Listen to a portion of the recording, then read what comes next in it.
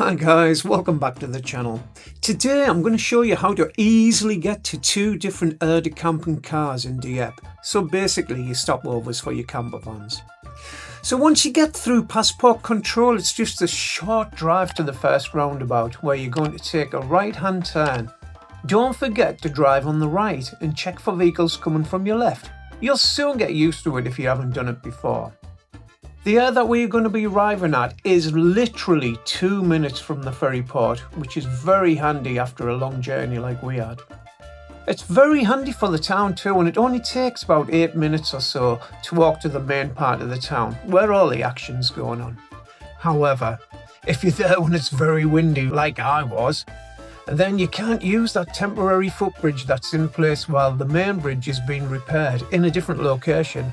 So that adds a good 30 minutes onto your walk into town.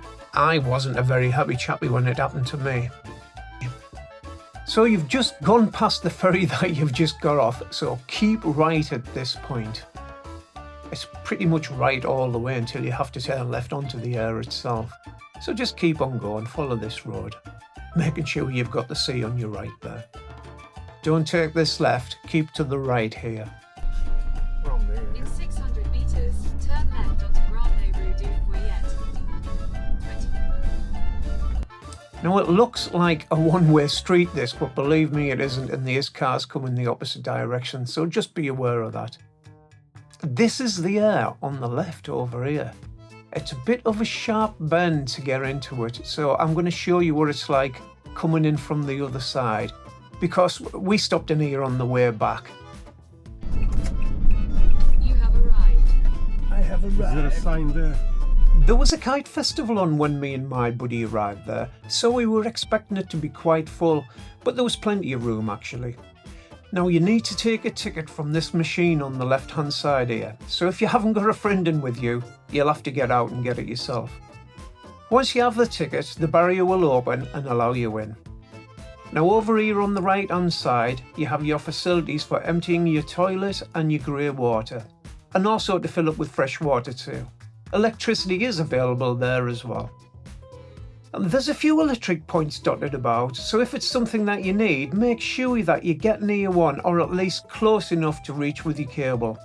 You're only supposed to use the power for an hour or so to allow other people a chance to top up, but I find that a lot of other people are very selfish and leave it plugged in all day. When leaving, you have to validate and pay for your ticket at this machine over here on the right. Once you've waited for your ticket to come out again, you have to put it in the machine at the barriers and it will let you out. A lot of the Aire De Camping Cars work pretty much the same as this. Well, all the ones I used did anyway. Right, we're going to make our way to the second Aire De Camping Car in Dieppe, which is on the other side of the marina. This one is called, now I might be pronouncing this wrong, is the Aire De Camping Car Dieppe Mal Foch. So please let me know in the comments if I have got it wrong. Now normally this is only about a 5 to 7 minutes drive from the ferry port, but because the main bridge is out for repairs and the replacement is only a footbridge, you'll have to drive all the way around the marina/docks to get to it, which ends up being around 15 to 18 minutes instead. And this is where you would normally take a right over the bridge, but it isn't there, so don't do that or you'll end up in the sea. If the bridge has been repaired by the time you get there, then this is the way you will go, and it will look something like this. Well, that's what it looked like before they took it away anyway. You need to take a left instead, and then a right at the traffic lights. Then carry on up the road and past the church on the right. At least this way you get to see some of the outskirts of the town that you wouldn't normally come across, and I like it that way, to be honest. I like to see some of the scruffier areas, shall we say. You're basically following the perimeter of the docks and the marina all the way around until you reach the coast on the other side. So it's mainly turning right and keeping the boats on your right hand side too. You'll see as we go along. It's quite easy really. So at this point take that left hand fork, otherwise you will end up right on the docks, and then just follow the road round. There's actually some really nice pretty little houses along here. I didn't mean to be disrespectful when I was calling it scruffy. I meant just more of like the dockland and where real people live, you know, not the fancy houses.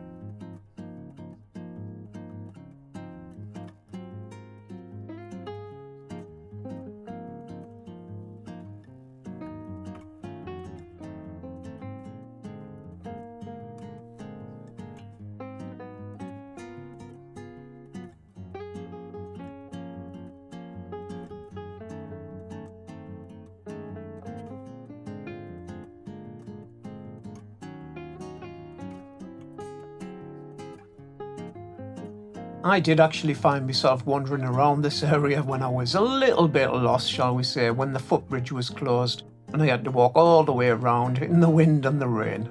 You can see what I mean about it being like more industrial than houses, just on the right hand side there, because that's the docks basically. It's pretty much straight along this road for a while until you have to turn right, so I'll just speed it up a little bit, just ×2.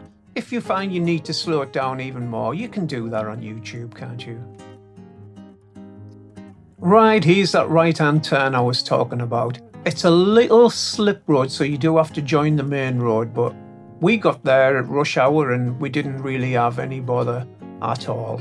But just wait until you get to the right part before you move over on the left.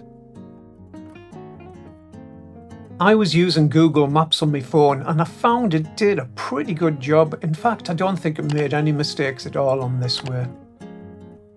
So following the road round, it is slightly to the right and you're just going over that little bit of water there till you get to this roundabout, which is straight on. And then at the next roundabout, which is just here, we're going to take the right. And you can see all the boats are on your right hand side there, so you know you've got it right because you're following the water.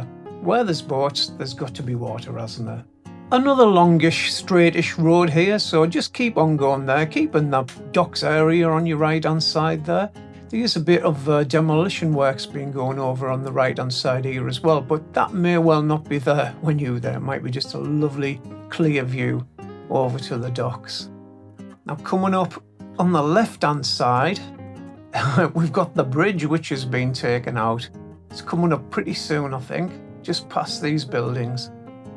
So that's what's causing all the trouble in the town at the moment. Right, let's speed things up a little bit till we get to our next junction, which is going to be your first left-hand turn. Now, I find turning left on the French roads a little bit tricky because it's the opposite of what we're used to doing in the UK, but you'll soon get used to it. So keeping the docks and the marina area on your right again, we're going to come across another right-hand bend here. So hugging the coast again. You'll know you're in the right spot when you come across these beautifully trimmed trees on the right-hand side. And as I keep saying, France is just so clean and tidy. Well, certainly Normandy is anyway. I'm not sure about the rest of France. You tell me what it's like, and then I can go and have a look myself. We're starting to get in the prettier area of the town now, the proper marina, and we've got the grand buildings over here on the left. We will eventually come to where you would have come out had the bridge been there, and I tell you what, it's a much easier journey. But like I said, we've got to see places which you wouldn't normally see. Right, another speedy uppy till we get to the next important part. So this is the bus station on the right hand side here, and it's where you would have come out. Now we're going to go straight on and round all them pretty houses that you can see in the distance there. And when you get to them, that's where you're going to take a right-hand turn. So just be careful you don't take that little right bit there and you go into the right little bit of road over this zebra crossing. Don't forget to stop.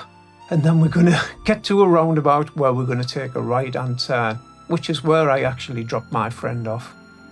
And just on the left-hand side before you get to the roundabout, there's a lovely Algerian restaurant. Definitely recommend it. So taking a right here, and you're just following along. It looks like you shouldn't be coming down here, but believe me, you can. So past all the restaurants and the little tiny carousel there on the right, until you get right to the end. Now, if you are only stopping here for one night or so just to have a rest until the rest of your journey, please come and have a walk down here because there's some beautiful restaurants and some great bars, and the town behind it as well is absolutely fantastic. I think you could come here for 3 or 4 days and not see everything. We really enjoyed it. In fact, we came back for another 2 days. And if you can, make sure you're here for the Saturday morning market. Well, it goes into the early afternoon as well. What an amazing place. You can go and have a walk around there. Everything you would want. A proper local market. None of your tart. Not your tourist kind of market. A proper local market selling all kinds of delicious food. Just keep on following the road round now. You can't really go wrong. Just keep on this road. There's a couple of twists and turns, but nothing special. You're basically just heading towards the seafront. Now there is some parking here on the right hand side, and I did see a couple of camper vans parked there, and I asked them about it, and they said, well, we stopped here just waiting for the ferry and nobody bothered us. I'd have preferred to stop in the Aire De Camping Car myself, but you know, somebody else might want to stop there. I don't think my van was suitable for some of the places anyway, because it's a little bit bigger than some of the camper vans that you get. So we're nearly there now, and it's just round the corner. It's just here on the right hand side. Make sure you don't go into the local car park though, and there's one just past it as well. You know, just keep an eye on where you're going. There's this blue sign here that gives you the heads up of where you're going into. So again, you have to stop and get your ticket out of the machine, wait for the barrier to come up, and then just go and pick where you want to go. The prices were a little bit dearer than I thought they were going to be. €19 a go just for one night, but you do get your services in with that, though I still think it's a little bit steep for a glorified car park, but you know, there you go. So you just park wherever you like. There is no pre-designated spaces. I'm just there on the right, and in the background there, if you have a close look, you can see the first Aire De Camping Car that we went into. Right, let's have a look at these electric points. Now these are only on between certain hours, a couple of hours, three or four times a day, it says on here. Charging available from 6 a.m. till 10, 2 till 6, 10 till 2 a.m. So I've just missed the charging. But as you can see, it's a fast come fast served kind of situation. And this is where you empty your grey water. You can just pull up on your motorhome and empty it down them grills if you like. That bit at the front there is where you empty your toilet, and you can also plug your electric into it as well. And you can also get your fresh water from it too, but I don't like getting my fresh water from where you're emptying the toilet. It's all a little bit close for my liking. So this is the place where you have to validate your ticket before you leave. You just stick in your ticket in here, swipe your card there. Again, don't forget to wait for your ticket to come out again or you won't be able to leave. So you have to put it in the machine on the left hand side. Like I said, the barrier comes up and hey presto, out you go. And there you go, that was that. That's how you get into this camping car in Dieppe.